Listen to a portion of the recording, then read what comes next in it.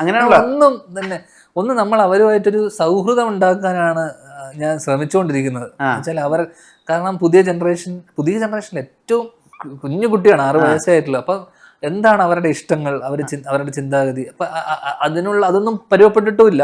പക്ഷെ എന്നാൽ പോലും ഒരു ഒരു ഒരു ഒരു ഒരു എന്താ പറയണ്ടേ, ചില കാര്യങ്ങളുണ്ടല്ലോ. ഇപ്പം ഞാൻ പ്രധാനമായി പറയുന്ന കാര്യങ്ങൾ, അവർക്കൊരു സുഹൃത്ത് വരുന്ന സമയത്ത് അവളുടെ കളിപ്പാട്ടം മറ്റേ കളിപ്പാട്ടവും അവളെ കളിപ്പാട്ടം എടുത്തിട്ട് ഇവള് പോയിട്ട് ഒളിപ്പിച്ചു വെക്കുകയൊക്കെ ചെയ്യും ആരെങ്കിലും വരുന്ന സമയത്ത്. ഞാൻ പറയും അതൊന്നും ചെയ്യും, നമ്മള് ഷെയറിങ് ചില ബേസിക് കാര്യങ്ങളുണ്ട്, മനസ്സിലായില്ലേ? ഷെയർ ചെയ്യുക, നമ്മുടെ കാര്യങ്ങൾ ഷെയർ ചെയ്യുക, ആൾക്കാരോട് സംസാരിക്കുക. ചിലവർ വരുന്ന സമയത്ത് ഹലോ, ചില കുട്ടികൾ ഭയങ്കര ഇൻട്രോവേർട്ട് ആയിട്ടുള്ള കുട്ടികളുണ്ട്. അവരെ നമ്മുടെ കുട്ടിയുടെ സ്വഭാവം അത്. ഇവൾ അങ്ങനെയല്ല, ഇവൾ ഭയങ്കര എക്സ്ട്രോവേർട്ടാ. എന്നാലും ചില ആൾക്കാരെ കാണുന്ന സമയത്ത് ഇവള് മൈൻഡ് ചെയ്തൊക്കെ പോയിക്കളെ. അപ്പൊ അങ്ങനത്തെ ബേസിക് ആയിട്ടുള്ള കാര്യം നമ്മളെ വീട്ടിലൊരാൾ വരുന്ന സമയത്ത് നമ്മൾ ഹായ് പറയണ്ടേ. ഞാൻ നാളെ നിന്റെ ഒരു സുഹൃത്ത് വരുമ്പോൾ ഞാൻ ഹായ് പറയുന്നത് നിനക്ക് വിഷമമല്ലേ? അങ്ങനെ ഞാൻ കോൺവെർസേഷൻസിൽ ഇടപെടാറുണ്ട്. ഓക്കെ, ഇങ്ങനത്തെ കോൺവെർസേഷൻ. അപ്പൊ യു റൈറ്റ്, മൈ ബാഡ് എന്നൊക്കെ അവള് പറയും. ഓക്കെ, എന്നുവെച്ചാൽ ഇപ്പൊ ഷെയർ ചെയ്യുന്ന കാര്യം പറഞ്ഞാൽ അവർക്ക് അറിയാം. ഇപ്പൊ ഞാനത് പറഞ്ഞു അവർക്കറിയാം. ഞാൻ പറഞ്ഞത് ഈ ധ്യാൻ ചേട്ടന്റെ മകൾക്ക് ഒരു 10-25 വയസ്സൊക്കെ ആയിട്ട് ഒരു ബോയ് ഫ്രണ്ടിനെ കൊണ്ടുവരികയാണ്. അച്ഛാ, ഞാൻ ഇയാളെയാണ് എന്റെ ജീവിതത്തിൽ കൂടെ കൂട്ടാൻ പോകുന്നത്. അങ്ങനെ ആലോചിച്ചിട്ടുണ്ടോ? അങ്ങനെ കൊണ്ടുവന്ന് എന്റെ അടുത്തോട്ട് വരേണ്ട പോലും കാര്യമില്ല.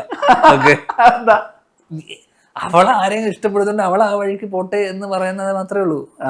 അവൾക്ക് ഞാനിപ്പോ കല്യാണം കഴിപ്പിച്ചു കൊടുത്തിട്ട് വേണ്ടോ അവൾക്ക് ഇപ്പൊ നീയാണ് നീ എന്റെ മോനാണെങ്കിൽ അച്ഛാ ഞാൻ അതാണ്. ഓ, അത്രേ ഞാൻ പറയുള്ളൂ.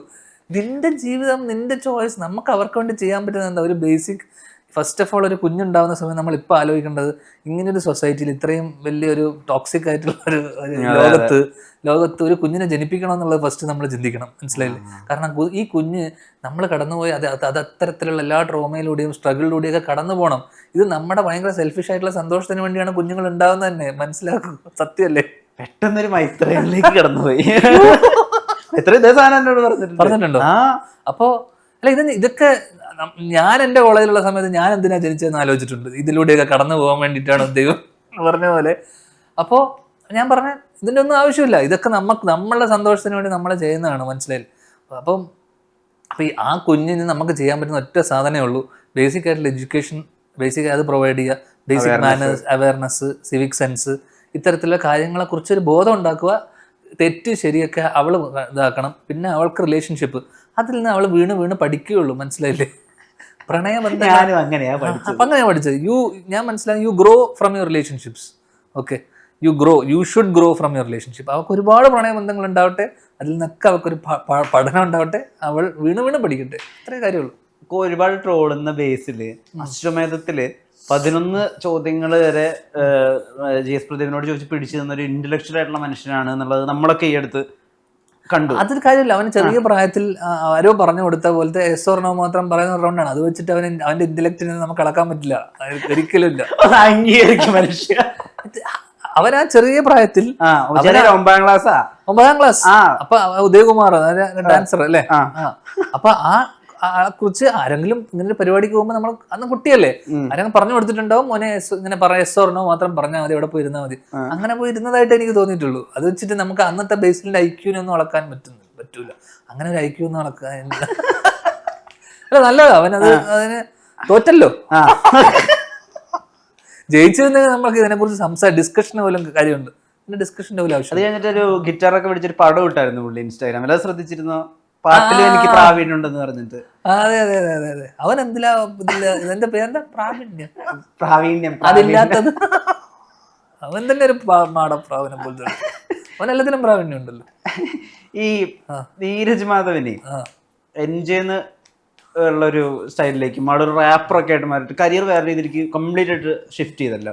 അത് മൊത്തം നോക്കിക്കാണുന്ന ധ്യാൻ അതെങ്ങനെയാ ഉൾക്കൊണ്ടിരുന്നത്? അവൻ എന്റെ സുഹൃത്താണല്ലോ, അപ്പൊ സ്വാഭാവികമായിട്ട് അവൻ അതിന് ഒരു സംഗീതത്തോടും അവൻ ഏറ്റവും കൂടുതൽ ഞങ്ങൾ കപ്പി ചെയ്യുന്ന സമയത്തും ഇത് ചെയ്യുന്ന സമയത്തൊക്കെ ഏറ്റവും പാട്ടിനോടും അല്ലെങ്കിൽ നൃത്തം, ഡാൻസ്, കാരണം അവൻ ഡാൻസറായിട്ട് വന്ന ആളാണ്. അപ്പൊ അവൻ ഇതിനൊരു എന്തെങ്കിലുമൊക്കെ ഇതുമായിട്ട് ബന്ധപ്പെട്ട് എന്തെങ്കിലുമൊക്കെ ചെയ്യും എന്നുള്ള കാര്യത്തിൽ, കാരണം അവൻ കേരളത്തിൽ ജീവിക്കുകയാണെങ്കിലും അല്ലെങ്കിൽ കേരളത്തിലാണെങ്കിലും ഒരു അമേരിക്കൻ ലൈഫ് സ്റ്റൈൽ ഫോളോ ചെയ്യുന്ന ആളാണ് പുള്ളി, മനസ്സിലായില്ലേ?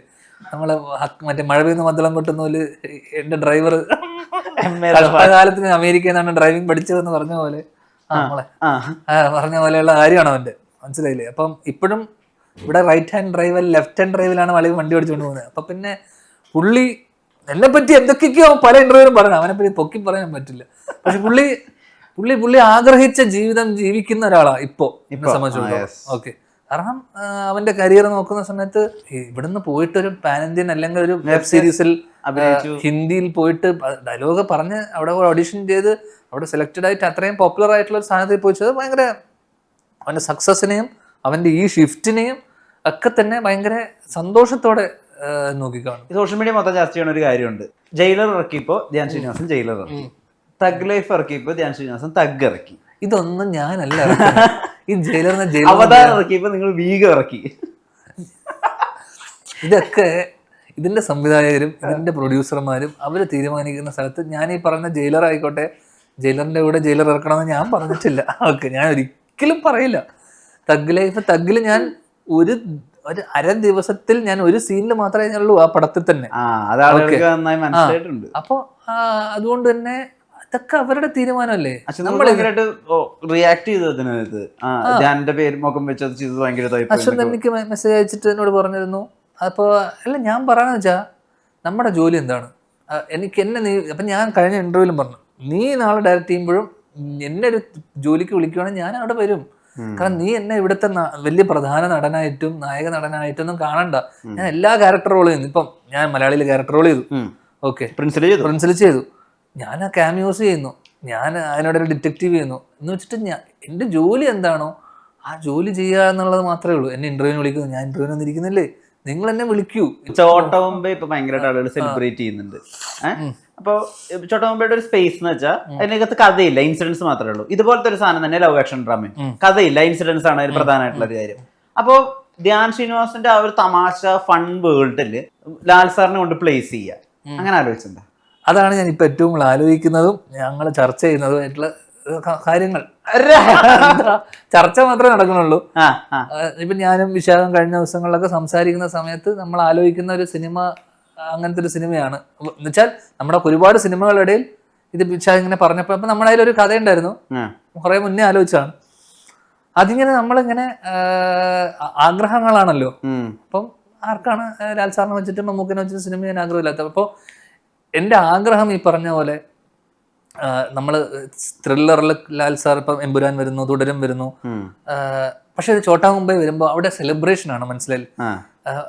മോഹൻലാലിനെ സെലിബ്രേറ്റ് ചെയ്യുന്നത്, നമ്മുടെ മോഹൻലാൽ എന്ന് പറഞ്ഞ നടന്റെ സെലിബ്രേറ്റ് വെച്ചാൽ നമ്മൾ സെലിബ്രേറ്റ് ചെയ്യുമ്പോൾ അദ്ദേഹം സ്ക്രീനിൽ സെലിബ്രേഷൻ ആണ്, മനസ്സിലായി. നമ്മൾ പുറത്ത് ഡാൻസ് കളിക്കുന്ന അവളെ അദ്ദേഹം അകത്ത് ഡാൻസ് കളിക്കുന്നു. അങ്ങനത്തെ ഒരു സിനിമ വരണം, സിനിമ കാണണമെന്ന് എനിക്കും വിശാഖിനും. ഞാൻ കഴിഞ്ഞ ദിവസം ഞങ്ങൾ സുഹിത്രാക്കയും ഞാനും പ്രണവും കൂടെ ഫ്ലൈറ്റിൽ പോകുന്ന സമയം ഞാൻ പ്രണവിനോടും ഞങ്ങൾ പറഞ്ഞാടാ ഞാനൊരു സംഭവം ആലോചിക്കുന്നുണ്ട്, ഞാൻ അതിനായിട്ട് നടക്കണമെന്നൊന്നും ഒരു നിർബന്ധമില്ല, ഒരു 10% സാധ്യതയുള്ളൂ. പക്ഷേ ഞാൻ പോയിട്ടൊരു ശ്രമം നടത്തും,